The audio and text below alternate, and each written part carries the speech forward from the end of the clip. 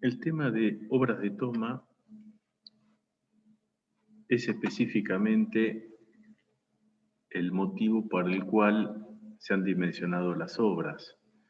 Todas las obras de regulación, ya sea una presa, un embalse, sea para derivar o para almacenar agua o para hacer algún otro tipo de regulación de caudales, de volúmenes o almacenamiento de energía en forma de altura, requiere para poder cumplirlo captar el agua que quedó en el embalse o derivarla.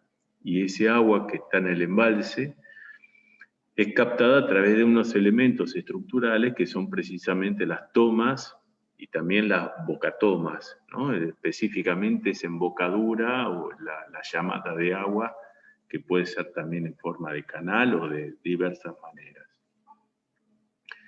Son varias las tomas que se pueden ver en la hidráulica y obedecen fundamentalmente a las necesidades y los propósitos para el cual se han construido los embalses.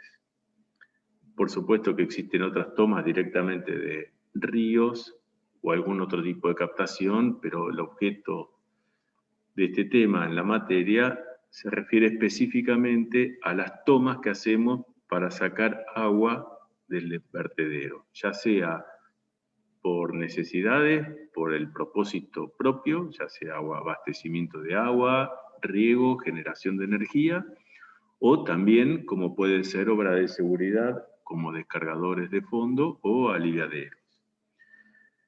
Entonces la toma tiene que garantizar ese caudal de diseño, y ese caudal de diseño es variable en función del objeto de la toma. Si era para un vertedero, sea tal que el caudal que pasa por encima del vertedero en una situación crítica, predefinida, no supere los caudales máximos aguas abajo del río donde se establece población.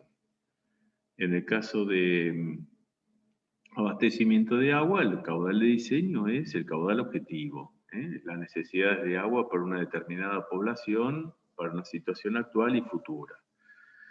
Cuando es para riegos, también valores semejantes, acomodados a las superficies a regar y a las necesidades que va a tener el agua a lo largo del año, entonces los caudales son variables.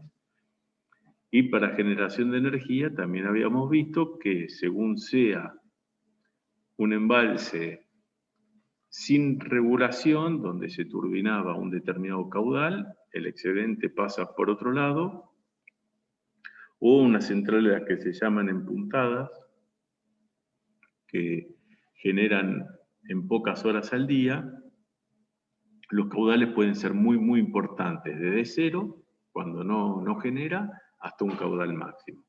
Y ese es el objeto de la obra de toma. La toma es esa captación, y esa captación tiene que tener algunas condiciones, dadas las pérdidas locales que se generan en ellas. En algún caso pretendemos que sean mínimas o prácticamente nulas. Pero además necesitamos que esas obras de toma cumplan y estén proyectadas, dimensionadas, no solamente para el caudal de diseño, sino para todas las condiciones de operación del embalse. Entonces tiene que funcionar bien cuando el nivel está en máximo, cuando está el nivel mínimo, cuando estamos en niveles extraordinarios, según el objeto de la toma. En ese sentido vamos a ver algunas condiciones o algunos puntos, temas a analizar, como será una introducción, los objetivos y los métodos hidráulicos para el análisis y el diseño, y fundamentalmente las pérdidas de carga que vamos a encontrar en las tomas y en particular en las tomas de presas.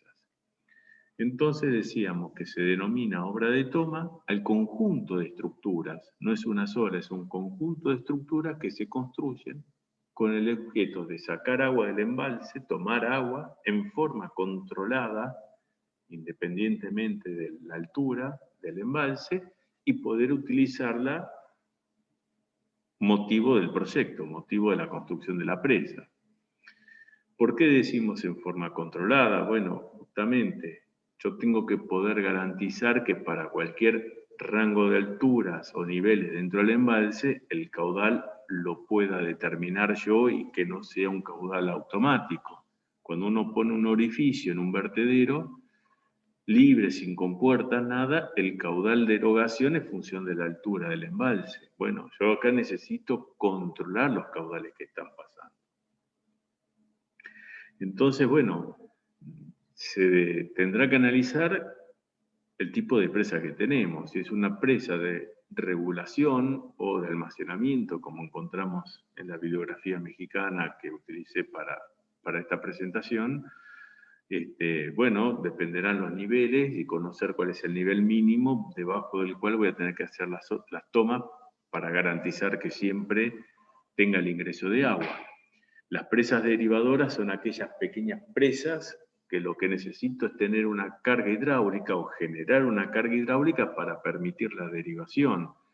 Cuando mencionamos el caso de las presas Los Nihuiles, bueno, la presa 2 y la 3, Nihuil 2, Nihuil 3, específicamente eran derivadoras. Buscaban tener una carga para poder derivarla hacia el túnel, hacia los túneles. También tenían una pequeña regulación, pero bueno, tenían que amortiguar un poco los caudales diarios y semanales debido a la generación en puntada, pero prácticamente eran presas derivadoras. Y bueno, lo que teníamos que fundamentalmente tener en cuenta es que el caudal objetivo es el caudal de diseño y tenemos que garantizar que si los caudales pueden ser variables, los caudales objetivos variables, el caudal de diseño tiene que ser tal que permita garantizar los caudales máximos y los caudales mínimos para cualquier nivel que tenga el embalse. Entonces, estas obras no solamente es captar el agua, sino que son varias estructuras, como se dijo en el primer párrafo. Es un conjunto de estructuras que permiten captar el agua, controlar, regular y derivar los gastos hacia la conducción. Y ese es el objetivo principal de este tema, es poder garantizar los caudales de diseño, poder garantizar que el 100% del tiempo no solamente vamos a garantizar el agua, que eso lo hicimos con la capacidad reguladora del embalse, sino garantizar que el caudal objetivo sea el caudal de diseño, que por más que haya agua en el embalse yo no tenga problemas de suministro por un exceso de pérdidas o por entrada de aire a las conducciones. Entonces, tenemos que hacer obras y proyectar obras que sean útiles y que sean justas, que funcionen bien. Entonces nosotros no nos tenemos que quedar ni cortos ni hacer un sobredimensionamiento de las tomas, porque no es el propósito de la ingeniería. La ingeniería es garantizar el caudal objetivo al menor costo. Entonces el proyecto tiene que ser ajustado y tiene que ser seguro, tiene que tener garantías. Entonces, como ingenieros vamos a tener que hacer un proyecto de obras, pero fundamentalmente tenemos que garantizar que funcionen. Entonces, no solamente tenemos que garantizar que la captación es la adecuada, sino que si vamos a colocar compuertas, las compuertas funcionen para cualquier periodo en que yo tenga que hacer el accionamiento. Algunas pueden accionarse todos los días y algunas compuertas, como la de los descargadores de fondo, pueden funcionar pocas veces al año. Entonces necesito garantizar que siempre funcionen. Entonces, volvemos al tema. Caudales de diseño y caudales objetivos, que son una serie de estructuras. Tenemos que garantizar que siempre funcionen para cualquier nivel del embalse, que lo pueda controlar, el caudal que lo disponga yo y no que lo disponga automáticamente el embalse, y que siempre funcionen. Funcionen para todo el rango posible de niveles de operación. Estas filminas que ya las habíamos mencionado cuando vimos tipología de presas, por ejemplo, habíamos analizado una serie de tomas, que era la toma, por ejemplo, los aliviaderos, que era propiamente el umbral del vertedero, era aquel que, según la configuración que le diéramos al vertedero, iba a afectar sobre los caudales. Los caudales sobre el vertedero están afectados de un coeficiente de descarga. Ese coeficiente de descarga actúa sobre la toma propiamente dicha, que es el umbral del vertedero. Y el caudal de diseño está condicionado al caudal máximo aguas abajo que yo puedo permitir pasar. Ahora, esas son tomas de seguridad. Habíamos visto las tomas que eran de explotación, aquellas que nos permitían sacar el caudal objetivo, motivo por el cual habíamos estudiado el embalse y la capacidad reguladora.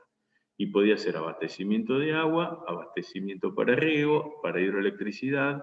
Los caudales podían ser muy variables, lo podemos ver como el módulo, varias veces el módulo, o múltiples veces el módulo, según sea el objeto del estudio. Con lo cual tenemos que garantizar que esto siempre suceda. Y a veces, como para empezar a hablar o tener idea de los guarismos, de los caudales de diseño, bueno, podemos analizar, por ejemplo, que para los aliviaderos podíamos diseñar el umbral del vertedero, esa toma, del orden de 25 o 50 veces el caudal módulo, mientras que un descargador de fondo de 5 a 15 veces el caudal módulo, según, bueno, una serie de condicionantes de cuánto tiempo se debe disponer para vaciar un embalse, poder repararlo y permitir que con la crecida siguiente vuelva a llenarse, etcétera, ¿no?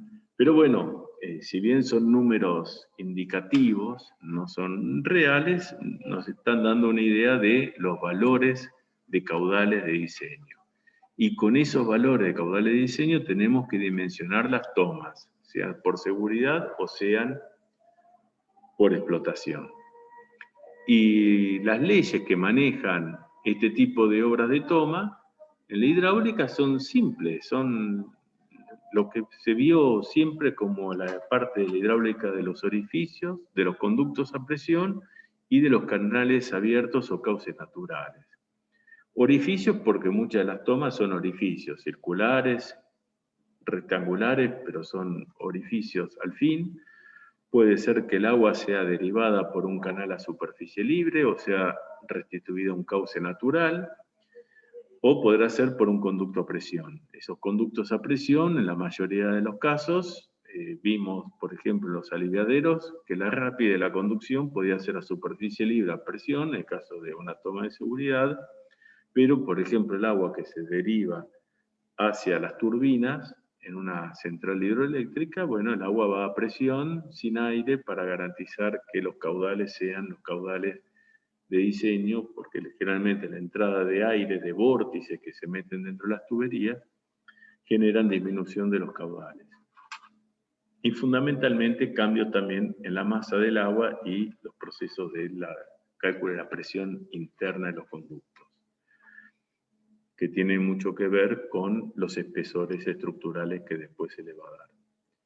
Entonces, simplemente el cálculo es un cálculo estructural en lo que hace a las conducciones, a la toma, pero el cálculo hidráulico apunta específicamente a determinar el total de pérdidas locales y friccionales que se nos van a dar.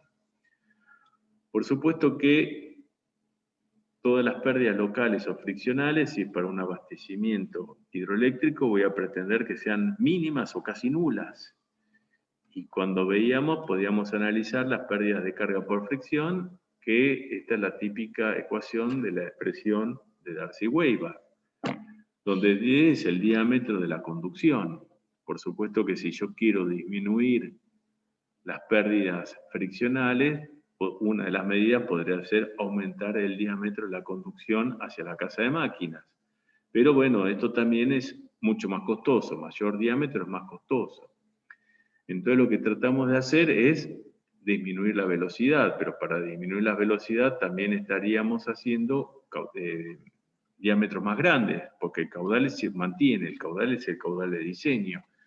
Entonces, si yo quiero bajar la velocidad, lo que tengo que hacer es aumentar el área. La longitud no la puedo modificar porque la longitud que existe entre la presa y la casa de máquina, y sí está en el medio el coeficiente de fricción, F, que según algunas de las presiones depende fundamentalmente de epsilon, que es la rugosidad absoluta de las paredes de la conducción, el diámetro y del número de Reynolds. El número de Reynolds, como sabíamos, era un número dimensional que hacía una relación entre las fuerzas viscosas y las fuerzas de inercia.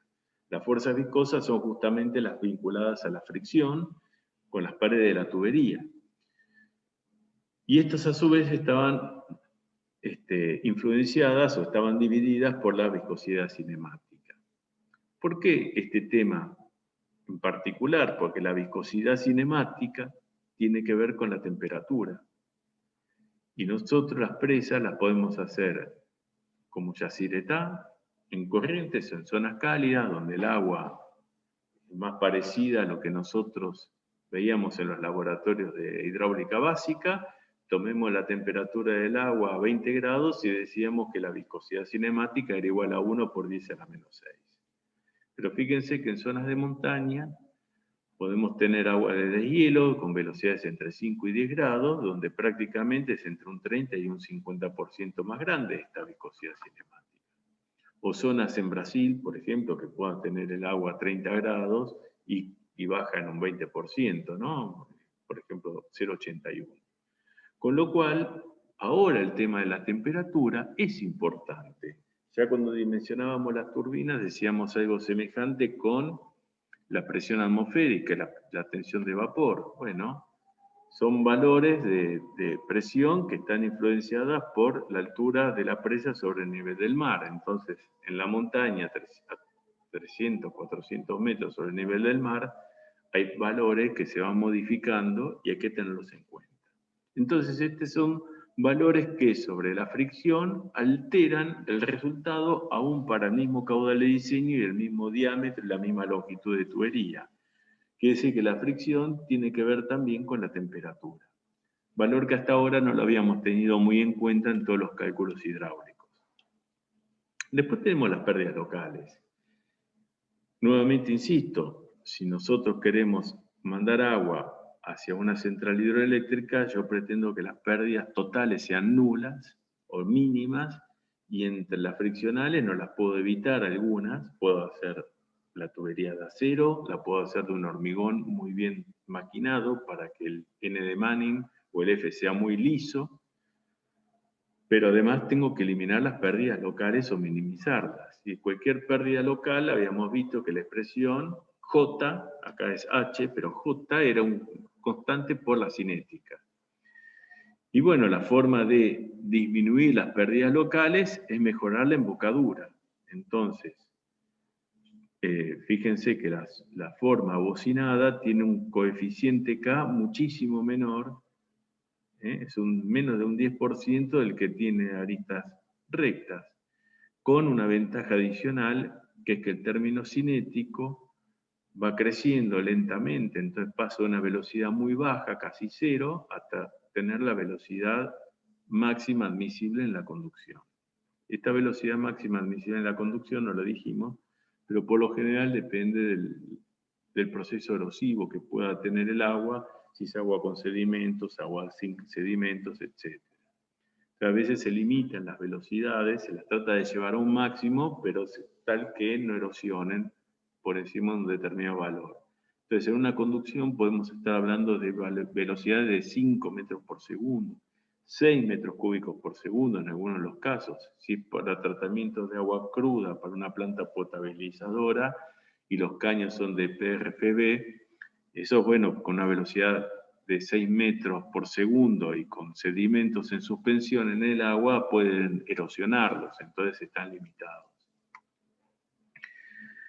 Pero, por supuesto, siempre pretendemos minimizar las pérdidas locales, minimizar las pérdidas friccionales y, en definitiva, minimizar pérdidas.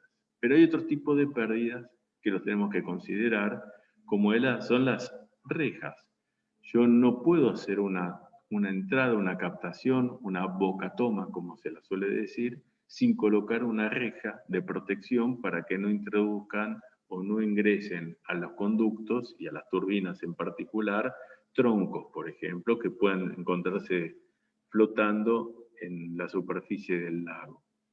Esta es una de las muchas expresiones que hay sobre las pérdidas en rejas, y por lo general lo que tienen en cuenta es un coeficiente de forma, que hay una tabla acá que da el valor de beta, que puede variar entre 1,6 a 2,4 según sean las formas de los barrotes, de las aristas de la sección.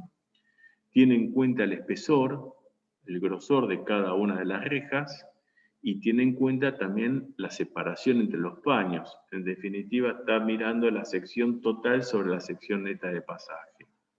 Y después tiene en cuenta también el valor gamma o el seno de gamma, que es el ángulo de inclinación que tiene la reja con respecto a la horizontal. La reja puede ser vertical o puede estar inclinada. En función de ese parámetro, afecta también a la energía cinética. Así que todo esto, beta por S sobre B a la 4/3 por el seno de gamma, es un coeficiente que afecta a la energía cinética. Y B0, por supuesto, es la velocidad que está inmediatamente antes de la reja. Habrá otras expresiones que tomarán la que está después, o la del conducto, o tomarán la diferencia, como puede ser la expresión de borda en algunos casos.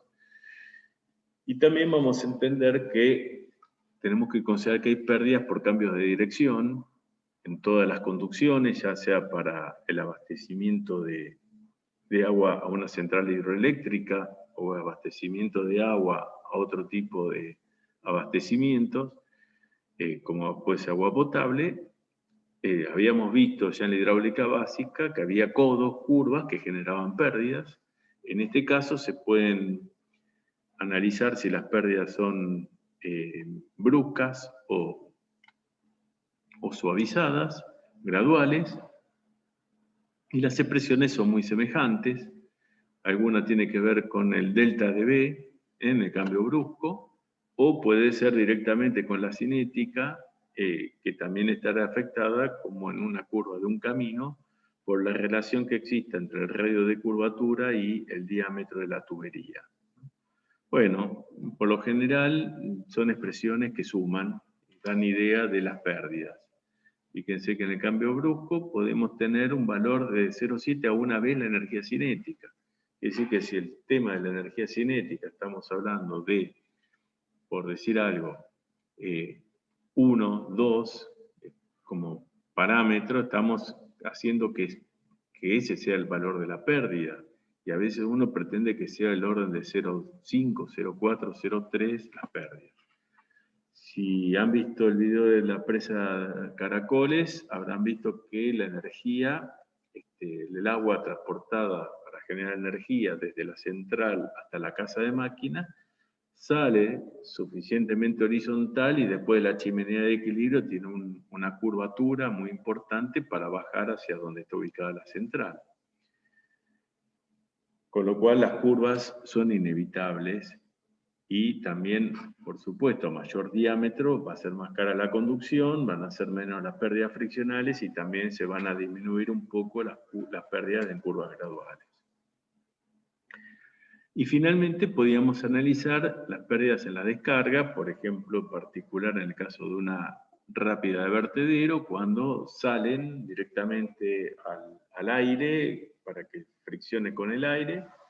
Si cae directamente a un vertedero o a un río, o si directamente sale dentro de un canal, ¿no? Si uno se acuerda de las turbinas, decíamos que la turbina, el tubo de aspiración, iba directamente al canal. No analizamos las pérdidas en las turbinas porque eran parte del rendimiento de las turbinas, pero una conducción que sale por debajo de la superficie libre es una salida a canal, o podría quedar por encima de la superficie libre y verter libremente. Eso es lo que se define como descarga libre o descarga canal.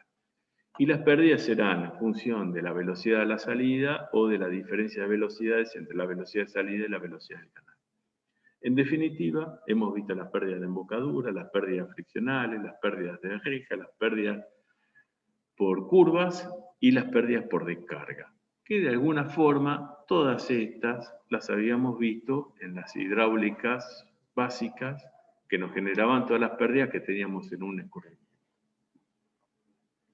Y así podemos ingresar en las tomas que son específicas para distintos tipos de presas, ya sean para derivar el agua hacia una conducción o para captarla y sacarla.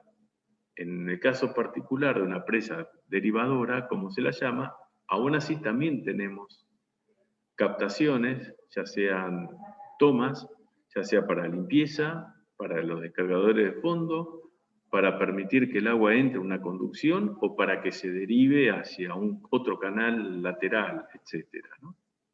Entonces, bueno, lo que tenemos que hacer es, en particular en este caso, es que es una presa baja, relativamente baja comparada con la presa de regulación, y bueno, podemos tener algún tipo de captación donde siempre van a estar presentes las rejas, ¿eh?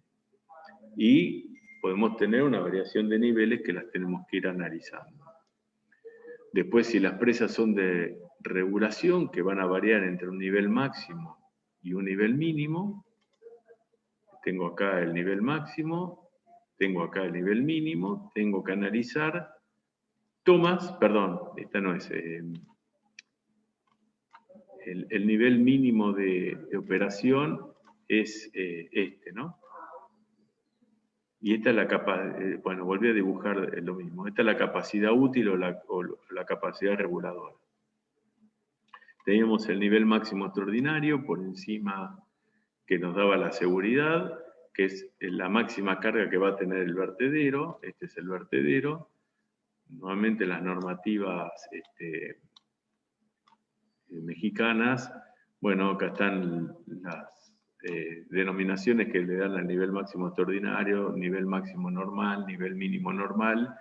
Después hay algunos niveles mínimos de operación, que para nosotros sería el nivel mínimo normal de operación. En el caso de las presas para generación hidroeléctrica es el nivel mínimo que vimos nosotros, y las distintos tipos de tomas que pueden estar dentro del cuerpo de la presa, si la presa es de hormigón, o pueden estar fuera del cuerpo de la presa cuando las presas es de materiales sueltos. Y un poco son las que queremos analizar brevemente. En el caso de las obras de toma, por ejemplo, para derivar el agua para riego, bueno, podemos graficar desde los niveles máximos de embalse, el HT máximo que tenemos acá a la derecha, como es la sucesión de pérdidas que vamos teniendo, primero por la reja, después por la parte friccional, las curvas, bueno, hay otro tipo de pérdidas por transiciones de ampliación o de contracción, las friccionales, las pérdidas locales y especialmente después la de descarga, ya sea libre o a canal. Entonces, esto es un caso general. Si yo quisiera generar energía, por supuesto, estas pérdidas trataría que sean nulas prácticamente, porque pérdida de energía hace que el salto útil es más chico que el salto bruto, y la diferencia es justamente la pérdida. Entonces, cuanto yo más quiero generar, trato de que las pérdidas sean lo mínimo posible para el mismo nivel de embalse máximo y el mismo nivel mínimo de operación. Y después cuando son captaciones que pueden ser para abastecimiento de agua, habíamos dicho que muchas veces nos convenía captar agua cerca de la superficie. Y si el embalse es de regulación, la superficie es variable. Entonces muchas veces podemos tener tomas que sean variables, o que estén funcionando con una carga baja, o que funcionen con una carga alta, y a su vez puedo tener en una determinada torre distintas tomas según la altura que tenga el embalse. Entonces, por ejemplo, yo puedo tener una torre donde tengo tomas inferiores, medias y superiores según el nivel que tenga el embalse. Y visto en planta, puedo tener distintas compuertas que se deslizan, tengo rejas, 3 lados de rejas, y en este caso tengo por un costado la toma alta, por otro lado la toma baja y en otro caso la toma media. Entonces, perimetralmente pueden estar. La presa Hoover tiene torres prácticamente circulares o poliedro, y y capta de distintas alturas según los niveles posibles que tenga el embalse. Y cuando es para otro tipo de obras, bueno, lo que tengo que fundamentalmente garantizar es que la toma esté por debajo del nivel mínimo de operación, acá le ponía nivel de aguas mínimo, tal que tenga una sumergencia garantizada para evitar el ingreso de aire y que la toma y la conducción funcionen en forma apropiada. Por supuesto que esto es para abastecimiento de agua, cuanto más altura tiene el embalse, más pérdidas tengo porque saldría más caudal. Cuanto menor es el nivel del embalse, menor sería la carga y con lo cual el caudal sería más chico, por eso las pérdidas son en un caso menores y en el caso de nivel máximo superiores, y si es para el abastecimiento de una central hidroeléctrica sería justamente a la inversa. Si se acuerdan, veíamos tener una potencia objetivo, y si esa potencia objetivo la quiero cumplir siempre a un valor constante, cuando yo estoy en el nivel mínimo, el salto es chiquito, con lo cual tengo que sacar mucha agua para generar la misma potencia. En cambio, cuando el nivel es máximo, el salto útil es máximo y para generar la misma potencia, el caudal que tengo que turbinar es más chico. Entonces, estas pendientes que tienen las líneas de energía es clásico de un abastecimiento de agua para riego, mientras que si fuera para generación de energía, serían justamente a la inversa. Pregunta que uno puede llegar a formular en algún momento. Y después hay otro tipo de estructuras que complementan según la función que tengamos. Por supuesto, en este caso que estamos viendo, no es una central hidroeléctrica, estamos sacando agua de la central con reja, con una llamada, un canal de llamada, ingresa el agua, tenemos una conducción, pero después llega una serie de elementos con un vertedero de remate, entonces, que van a regular el caudal que va a pasar por encima del vertedero, va a estar regulado por la carga sobre el vertedero, va a pasar a través de algunos filtros que también van a generar como rejas que van a generar pérdidas, pero fundamentalmente voy a tener una salida prácticamente ahogada, la descarga va a estar por debajo del nivel de restitución en el embalse, acá por ejemplo, esta va a ser la carga sobre el vertedero, que es la que me va a estar determinando el caudal objetivo, de alguna forma. Hay algunas válvulas de operación para que eso suceda, y vamos a forzar que el agua pase por distintos elementos, y esto fíjense que es una estructura semejante a lo que han visto en algún momento como una canaleta partial. Esto no es una canaleta partial, regula nivel, regula caudal. La canaleta partial, simplemente con mirar la carga sabíamos qué caudal estaba pasando. Pero bueno, son distintos tipos de toma, no todas las centrales, no todas las presas de regulación o de derivación se hacen para derivar agua a una central hidroeléctrica. Muchas veces se usan para riego o como un descargador de fondo, se garantiza un nivel máximo de sedimentos y las tomas se hacen por encima de ese nivel máximo de sedimentos. En la presa de Caracoles vemos que lo que era el desvío posteriormente se transforma en el descargador de fondo y la captación cambia de lugar, y bueno, ese es un poco el objeto de la toma. Bueno, estas son las tomas verticales, como un poco la habíamos puesto, que podía tener captaciones a distintas alturas. En el caso de esta presa de materiales sueltos, desde la presa se accede a la toma a través de un puente, y esto estructuralmente tiene que estar muy bien fundado en la roca, y a partir de acá, bueno, este dibujito es un canal, pero por lo general puede ser un conducto, ¿no? Esta es una imagen captada de la presa de Caracoles, donde vemos a la derecha arriba la captación, la toma o la boca toma que dirige el agua hacia la central hidroeléctrica, el descargador de fondo que funciona en esta cota y posteriormente toma esta pequeña cúpula que es una reja cuando dejará un nivel muerto de sedimentos, y acá está la captación para el aliviadero. Y bueno, tenemos algunos parámetros estructurales que son perfiles hidrodinámicos, se le suma una reja, pero fíjense que fundamentalmente la sección de pasaje es mucho más grande que el diámetro finalmente. Eso es para que la velocidad y las pérdidas sean menores acá. Y después en este caso particular hay una compuerta que me permite hacer mantenimiento a la conducción.